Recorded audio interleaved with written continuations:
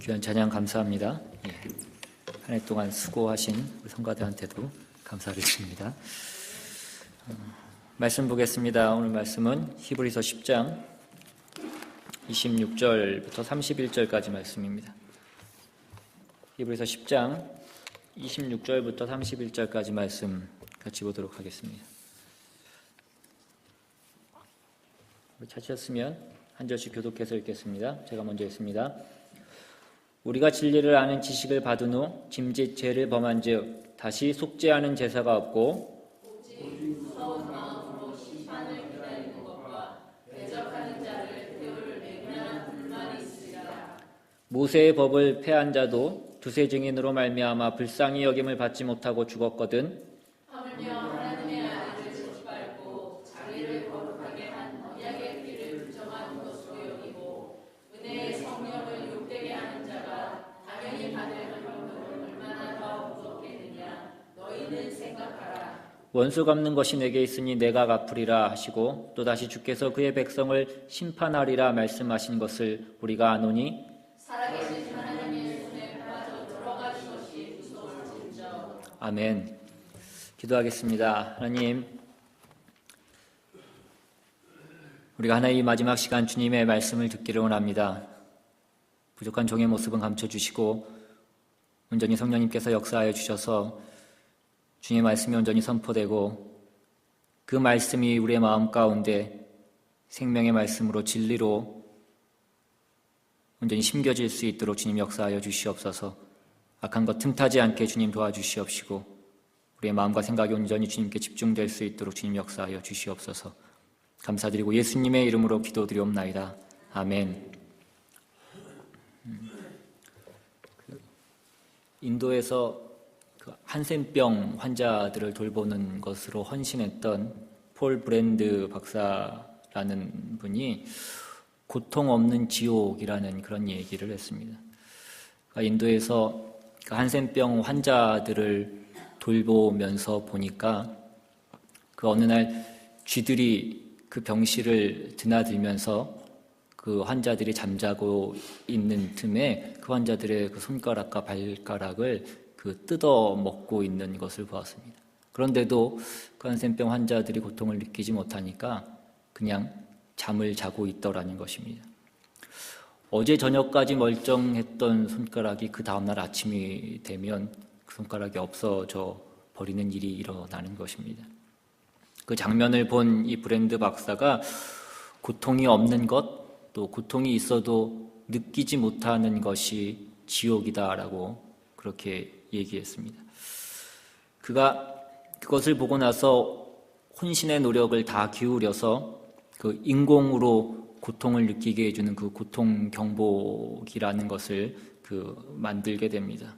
그리고 환자들에게 그것을 부착시켜서 그 손발을 보호할 수 있도록 그것을 착용하게 그렇게 만들었습니다.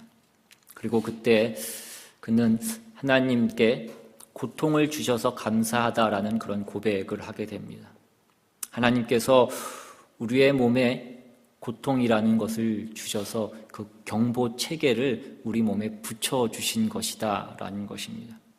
우리 몸에 아프다라는 어떤 그 신호가 오는 것은 우리를 죽이기 위한 것이 아니라 우리의 몸에 이상이 있는 것이기 때문에 치료를 받으라는 사인이라는 것입니다. 그러므로 하나님이 주신 그 고통 경보기에 우리는 감사할 줄 알아야 한다라고 그렇게 얘기했습니다.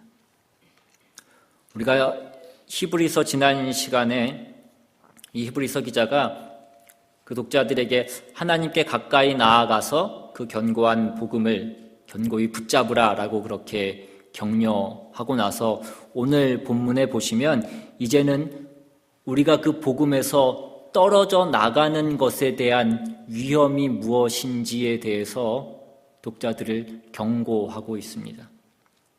지난 시간에 보았던 22절 말씀이 무엇이었냐면 우리가 마음의 뿌림을 받아 악한 양심으로부터 벗어나고 몸은 맑은 물로 씻음을 받았으니 참 마음과 온전한 믿음으로 하나님께 나아가자 하는 것이었습니다. 그리고 나서 오늘 본문에 이 배도에 대한 그 믿음을 저버리는 것에 대한 경고가 나오고 있는 것입니다. 오늘 이 말씀은 우리가 그 믿음을 버렸을 때 우리가 받게 될 그 형벌이 무엇인가에 초점을 맞추고 있는 것이 아니라 우리가 얻은 구원이 무엇인가에 초점을 맞추고 있는 것입니다.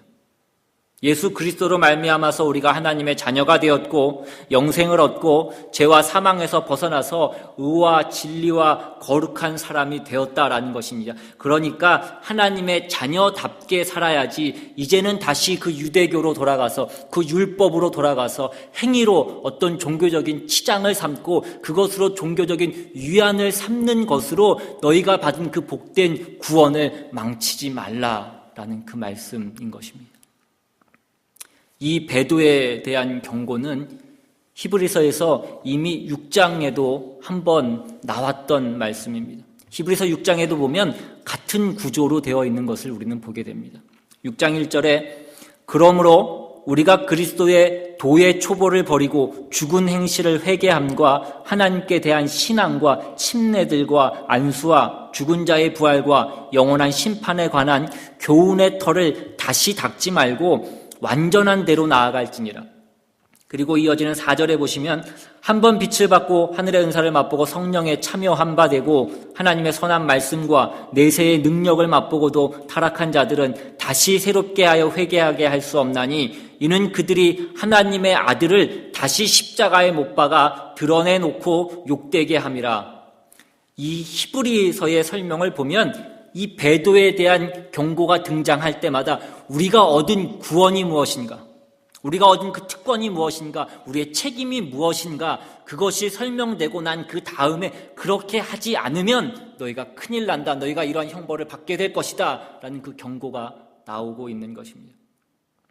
그러니까 이러한 배도에 대한 경고가 갖는 첫 번째 촉점은 우리가 얻은 구원이 얼마나 중요한가 그것입니다.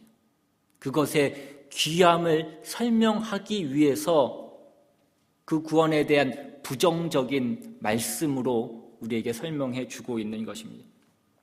우리가 얻은 구원은 예수 그리스도의 십자가 말고는 다른 방법이 없다는 것이고 또한 그 내용이 갖고 있는 그 하나님의 사랑, 그가 베푸신 그 은혜와 긍휼이 얼마나 귀한 것인지를 확인케 하려고 하는 것입니다. 그러니까 예수 그리스도 말고 구원에 관한 한 다른 방법은 없는 것입니다. 다른 것이 없다는 얘기가 이 배도에 대한 경고 속에 들어가 있는 하나의 전제인 것입니다. 그렇다면 우리가 궁금한 것은 6장에 나왔던 이 배도에 대한 경고가 왜 10장에 또 다시 등장하고 있느냐 하는 것입니다. 그것은 우리가 얻은 이 구원이 예수 그리스도 말고는 방법이 없고 예수 그리스도 안에서 우리에게 주신 하나님의 그 복이 무엇과도 견줄 것이 없는 것을 증명하는 것과 함께 그것을 설명함으로써 이 배도에 대해서 엄히 경고함으로써 그러니까 너희가 지금 조금 힘들다고 해서 그 길을 포기하지 말라는 것입니다. 너희가 조금 힘들다고 엄살 떨지 말라라고 말씀하고 계신 것입니다. 예수 그리스도로 말미암아서만 이 구원과 특권은 허락된 것입니다. 다른 것으로는 불가능하다는 것입니다.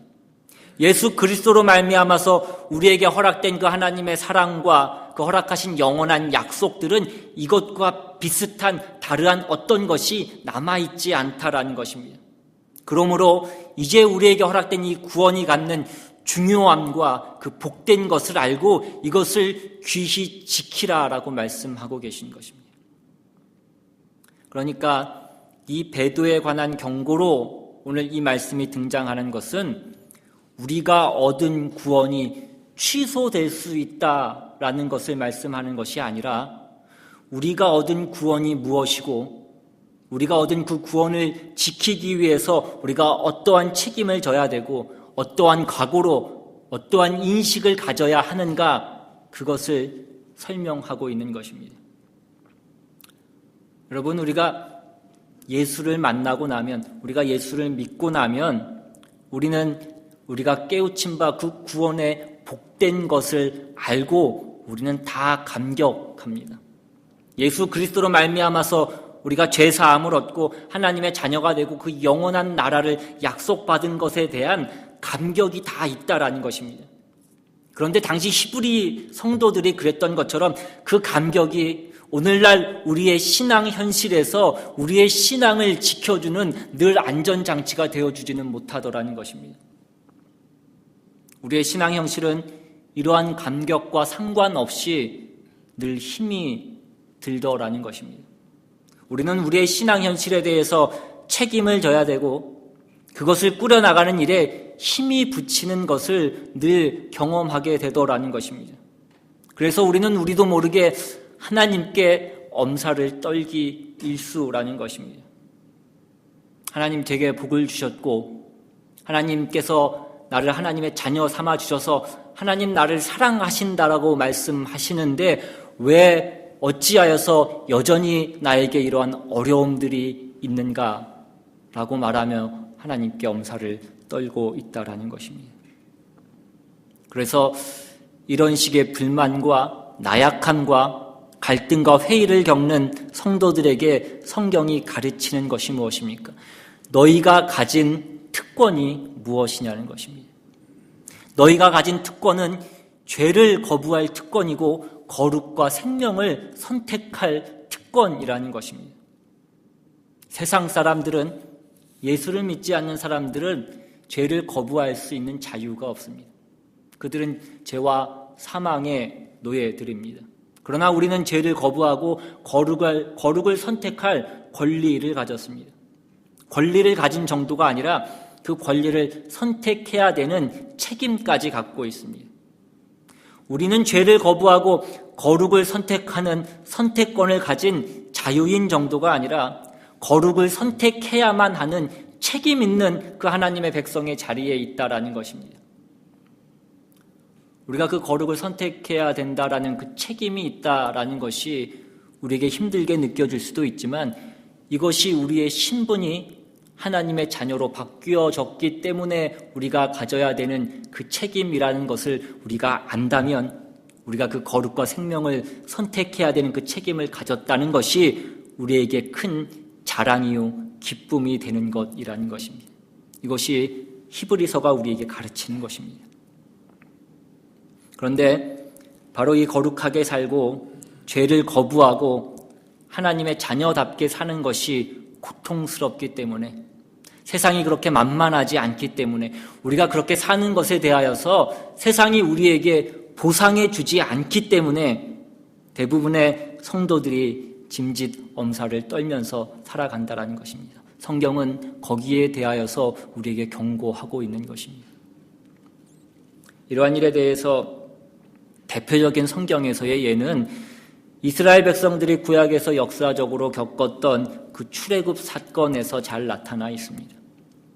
민수기 13장으로 가보시면 25절에 40일 동안 땅을 정탐하기를 마치고 돌아와 바란 광야 가데스에 이르러 모세와 아론과 이스라엘 자손의 온 회중에게 나와 그들에게 보고하고 그 땅에 과일을 보이고 모세에게 말하여 이르되 당신이 우리를 보낸 땅에 간즉 과연 그 땅에 젖과 꿀이 흐르는데 이것은 그 땅의 과일이니이다. 그러나 그 땅 거주민은 강하고 성읍은 견고하고 심이 클 뿐 아니라 거기서 아낙 자손을 보았으며 아말렉인은 남방 땅에 거주하고 헷인과 여부스인과 아모리인은 산지에 거주하고 가나안인은 해변과 요단가에 거주하더이다.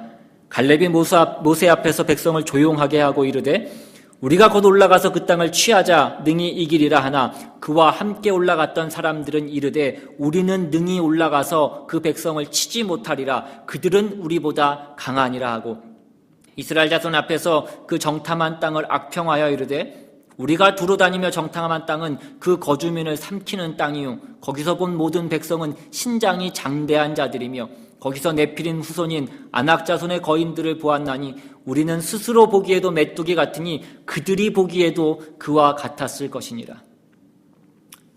하나님께서 이스라엘 백성들을 그 애굽에서 꺼내셔서 가나안 땅을 허락하셨습니다. 그런데 하나님께서 그 가나안 땅을 그 이스라엘 백성들에게 홍해를 가르셨던 것처럼 그냥 그 광야길을 자동차에 태워서 그냥 가만히 앉아서 경치만 구경하고 있으면 그 땅에 도달하게 하시고, 그 땅에 들어갔더니 모든 집들이 다 비어있고 쌀독에는 쌀이 가득 차 있고 밭을 보니 밭에는 소가 알아서 농사를 짓고 있고, 그렇게 해주셨냐라는 것입니다. 그렇지 않았다라는 것입니다. 그들은 들어가서 그 원주민을 쫓아내는 전쟁을 해야만 했던 것입니다. 정탐꾼들이 그 땅을 보고 돌아와서 뭐라고 얘기합니까? 과연 그 땅을 우리가 보고 오니 그 땅은 젖과 꿀이 흐르는 땅이다라고 그렇게 얘기합니다. 그러나 우리는 그 땅에 들어갈 수 없다고 얘기합니다. 우리는 그 땅에 들어가면 우리는 다 죽게 될 것이다라고 그렇게 얘기했다는 것입니다. 그 이어지는 14장에 보시면 온 회중이 소리를 높여 부르짖으며 백성이 밤새도록 통곡하였더라. 이스라엘 자손이 다 모세와 아론을 원망하여 온 회중이 그들에게 이르되 우리가 애굽 땅에서 죽었거나 이 광야에서 죽었으면 좋았을 것을 어찌하여 여호와가 우리를 그 땅으로 인도하여 칼에 쓰러지게 하려 하는가? 우리 처자가 사로잡히리니 애굽으로 돌아가는 것이 낫지 아니하리야. 이에 서로 말하되 우리가 한 지휘관을 세우고 애굽으로 돌아가자 하매.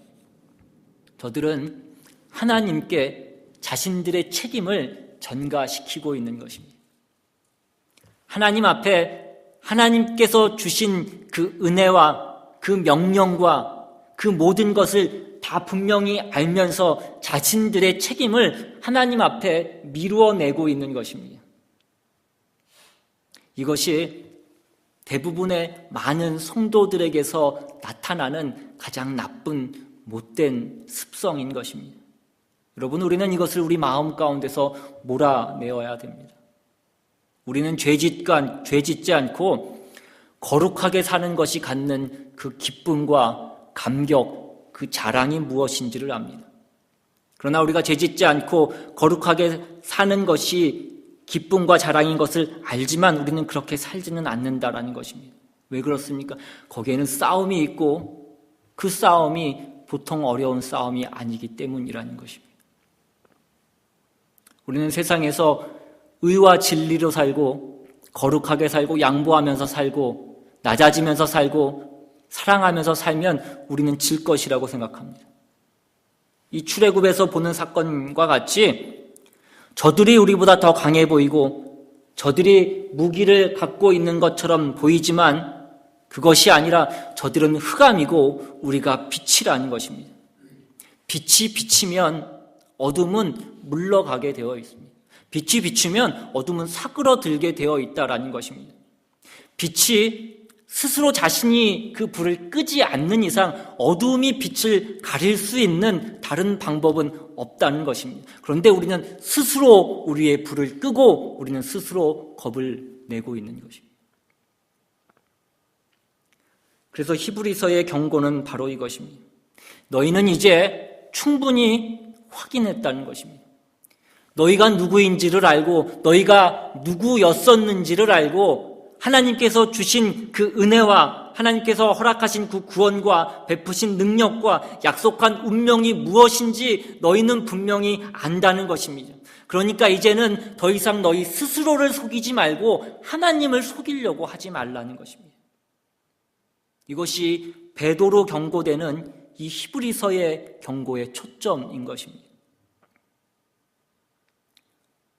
우리가 신앙생활을 할 때 우리 신앙생활이 뭐냐고 할 때 근본적으로 그것이 분별되는 것은 그것이 누구에게 평가받느냐 하는 것입니다. 사도행전 5장에 보시면 우리가 잘 아는 아나니아와 삽비라의 이야기가 나옵니다. 아나니아와 삽비라가 자신의 재산을 팔아서 교회에 바쳤습니다. 정확한 액수는 나오지 않지만 아마 많은 액수의 재산을 바친 것일 것입니다. 그러나 그들이 그 일에 대하여서 칭찬받기는커녕 오히려 책망받고 목숨까지 잃게 됩니다. 그들이 무엇을 잘못했기 때문이었습니까? 그들의 잘못이 무엇이었습니까? 사도행전에서 보고자 하는 어떤 포인트가 있지만 근본적인 근원적인 그들의 잘못이 있었다고 한다면 그들은 그 일을 통하여서 사람들에게 인정받고 싶었던 것입니다. 사람들에게 인정받는다라는 것은 그것이 현실 가운데에 어떤 혜택을 받는 것을 얘기하는 것입니다. 여러분, 신앙생활을 해보면 우리의 신앙생활이 어려운 것은 하나님께 잘 보이는 것이 우리의 현실 가운데에서 보상받지 못한다는 데 우리의 신앙생활에 어려움이 있는 것입니다. 그런데 같은 사도행전 5장에서 성경이 무엇으로 대조하고 있는가를 우리는 살펴볼 필요가 있습니다. 사도행전 5장 40절에 보시면 그들이 옳게 여겨 사도들을 불러들여 채찍질하며 주의 이름으로 말하는 것을 금하고 놓으니 사도들은 그 이름을 위하여 능욕받는 일에 합당한 자로 여기심을 기뻐하면서 공회 앞을 떠나니라. 사도들이 복음을 전하고 그 예수를 전하는 일이 방해받았습니다. 그 유대의 지도자들이 그 사도들을 붙잡아서 감금하고 때리고 협박하고 그 일들을 못하게 했습니다. 그러나 그들이 그 복음을 전하는 일로 인하여서 자신들이 핍박받는 일에 합당한 자로 여겨지는 것에 대해서 기뻐했다라는 것입니다. 여러분, 우리의 신앙에는 늘 이 두 갈림길이 있을 것입니다. 그런데 우리는 이 갈림길에서 늘 망설인다는 것입니다. 여러분, 주를 위하여 사는 것이 우리의 특권이고 책임이고 자랑입니다. 그런데 이것이 자랑이라는 것을 알면서 우리는 안 하려고 한다는 것입니다. 왜 그렇습니까? 현실에서는 그것이 매맞는 일이기 때문이라는 것입니다. 아나니아와 삽비라는 현실적으로 그 세상에서 사람들에게 칭찬받으려고 했습니다. 그러니까 결국 신앙의 문제는 세상에게 잘 보일 것이냐, 하나님에게 잘 보일 것이냐, 그 문제인 것입니다. 하나님께 잘 보이는 것으로 현실에서도 세상에서도 보상이 있으면 누가 그것을 안 하겠냐는 것입니다. 그 보상이 없으니까 우리는 힘들어하는 것이고 안 하려고 하는 것입니다. 우리는 압니다. 우린 죄와 사망에서 벗어났고 의와 진리와 생명과 거룩을 얻었고 그 영혼을 선택할 복된 자랑스러운 사람이 되었습니다. 그런데 그 자랑이 현실에서의 조그만 고통도 이기지 못한다는 것입니다. 그러면 그것이 무슨 믿음이고 그것이 무슨 구원이겠냐는 것입니다. 여러분이 정말 하나님이 누군지도 잘 모르고 하나님께서 내게 주신 그 은혜와 사랑이 무엇인지도 잘 모르고 하나님께서 우리에게 약속해 주신 그 영원한 생명, 그 영원한 나라가 무엇인지도 잘 모르는 상태라면, 그래서 우리의 삶 가운데 어떠한 사소한 것을 하나님께 간구한 거라면 하나님께서는 그것에 응답하실 것입니다. 그러나 그것도 결국 어디로 가기 위한 것이냐면 이 고급한 자리로 가기 위해서 하나님께서 하시는 일이라는 것입니다. 여러분, 하나님께서는 홍해를 가르시고 아말렉을 멸하신 분이십니다. 하나님께서 그 가나안에 있던 그 원주민들도 그냥 후 불어서 그들을 물리치지 못할 것이 어디에 있었겠냐라는 것입니다. 그러나 하나님이 원하시는 것은 그 땅에 있는 그 원주민을 그 하나님 백성이 스스로 몰아내는 것을 하나님이 원하셨다라는 것입니다. 우리 안에서 우리의 옛 성품을 우리가 몰아내고 하나님이 싫어하시는 그 모든 것을 몰아내고 내 스스로 내가 자발적으로 하나님을 따르고 하나님 앞에 항복하는 나를 하나님이 원하신다라는 것입니다. 하나님, 우리를 그냥 깨끗하게 하시는 것이 목적이셨다면 우리를 그냥 세탁기통에 집어넣고 돌리면 되지 않겠냐라는 것입니다. 그냥 낙수물에 담가 놓으면 우리가 되지 않겠냐라는 것입니다. 하나님이 그러나 우리를 물건처럼 그렇게 대하시는 것이 아니라 나라는 인격자로 우리를 만드시는 것이라는 거예요. 스스로 자복하고 자원하여서 하나님의 사람으로 결심하고 따르는 자를 하나님께서 원하신다는 것입니다. 그런데 우리는 자꾸 뭐라고 그러는 것입니까? 하나님이 다 해달라고 우리는 말하는 것입니다. 내가 주를 믿을 믿음이 있고 주님의 편에 설 마음도 있습니다. 그러나 세상이 너무 어려우니까 하나님께서 다 해달라 우리는 그렇게 얘기하는 거예요. 그것이 무슨 믿음이냐는 것입니다. 오늘 본문 29절을 보면 배도에 관해서 이렇게 나옵니다. 하물며 하나님의 아들을 짓밟고 자기를 거룩하게 한 언약의 피를 부정한 것으로 여기고 은혜의 성령을 욕되게 하는 자가 당연히 받을 형벌은 얼마나 더 무겁겠느냐 너희는 생각하라. 여러분, 이 말씀은 배도라는 것이 얼마나 나쁜 것인가 그것을 설명한다기보다는 너희가 만일 하나님의 뜻을 거스르려고 한다면 그것이 얼마나 하나님의 열심과 그 진심을 거스르려고 하는 것인지를 생각해 보라 이것입니다. 하나님의 아들을 짓밟고 자기를 거룩하게 한 그 언약의 피를 부정한 것으로 여기고 은혜의 성령을 욕되게 하는 것이다. 마치 부모가 자식들을 훈계할 때 하는 말과 같습니다. 내가 너 잘되게 하려고, 너 키우려고 내가 먹을 것 안 먹고 내가 입을 것 안 입고 내가 얼마나 희생하고 헌신해서 내가 너를 길렀는데 네가 이렇게밖에 할 수 없느냐라고 얘기하는 것과 같다라는 것입니다. 여러분, 부모가 자녀들을 기르면서 자녀들에게 요구하는 것은 단 하나입니다. 훌륭하게 되라는 것입니다. 그것을 위해서 모든 공갈을 다 동원하고 모든 약속을 다 하는 것입니다. 네가 잘하면 네가 해달라는 것 내가 다 해줄 것이다. 그렇지만 네가 하지 않으면, 네가 잘못되면, 네가 못된 짓 하면 그냥 너는 아주 그냥 죽을 줄 알아라. 그 말을 하는 것입니다. 너 부모 말 잘 듣고 훌륭한 사람이 되라. 내가 너에게 이렇게 저렇게 해주리라 하는 이 얘기와 너 말 안 듣고 못된 짓 하면 너 아주 그냥 내가 때려 죽인다 하는 이 말은 결론적으로 같은 얘기라는 것입니다.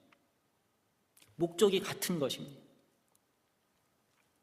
지금 성경이 이 배도를 얘기하면서 너희가 이렇게 하면 안 된다, 너희가 이렇게 하면 큰 벌을 받는다 하는 것은 그 가능성이 있다는 경고를 말하는 것이 아니라 그쪽으로 가지 말라라는 것을 말씀하는 것입니다. 하나님이 너희를 향하여 가지신 그 뜻과 그 진심과 그 열심을 놓치지 말라고 말씀하고 계신 것입니다. 하나님께서 우리에게 가지신 그 구원의 작정의 진지함과 그 동원하신 능력과 그 지혜의 지극하심과 함께 하나님께서 우리에게 충분한 설명과 설득과 그 모든 것을 다 하셨다는 것입니다. 그러니까 너희는 실패하면 안 된다는 것입니다. 실패하면 안 된다가 실패할 수도 있다라는 것으로 가면 성경이 우리에게 말씀하시는 그 하나님을 우리가 잘못 이해하는 것이다라는 것입니다. 너 이번에도 말 안 들으면 아주 부자지간의 인연을 끊겠다. 내가 아주 그냥 너를 호적에서 파버리겠다. 여러분, 말 안 들으면 진짜 부모, 자식 간의 인연을 끊으십니까? 호적을 정말 파십니까? 그렇지 않지 않냐는 것입니다. 최고의 협박을 하는 것입니다. 우리 하나님이 우리에게 말씀하시고 우리에게 설명하시고 기다리시고 애타하시고 그리고 경고하시는 것입니다. 너 그러지 말라 하는 것이. 너 그러면 정말 혼난다라는 그 말씀을 하시는 것입니다. 우리는 우리 신앙생활 가운데 이 갈림길을 만날 것입니다. 그런데 여전히 우리가 그 갈림길에서 하나님을 속이고 우리 스스로를 속이고 하나님 나는 이거 못하겠어요 라고 말하고 있지는 않냐는 것입니다. 여러분, 신앙생활이라는 것은 그런 것이 아니라는 것입니다. 여러분이 받은 그 구원의 내용들은 귀한 것이고 격이 있는 것이고 우리의 인격적인 반응을 요구하는 책임들이라는 것입니다. 이것은 무슨 거래도 아니고 장사도 아닌 것입니다. 밀고 당기는 밀당을 하는 것이 아니라는 것입니다. 하나님께서 그의 전 인격과 전 지혜와 모든 능력을 다 걸고 행하신 일이라는 것입니다. 그렇다면 우리도 성경이 요구하는 바와 같이 우리의 뜻과 마음과 정성과 힘과 목숨을 다하여서 반응해야 되는 것입니다. 그것이 신앙생활이라는 것입니다. 세상은 온통 그의 힘과 그의 능력을 다 동원하여서 우리를 대적하고 설 것입니다.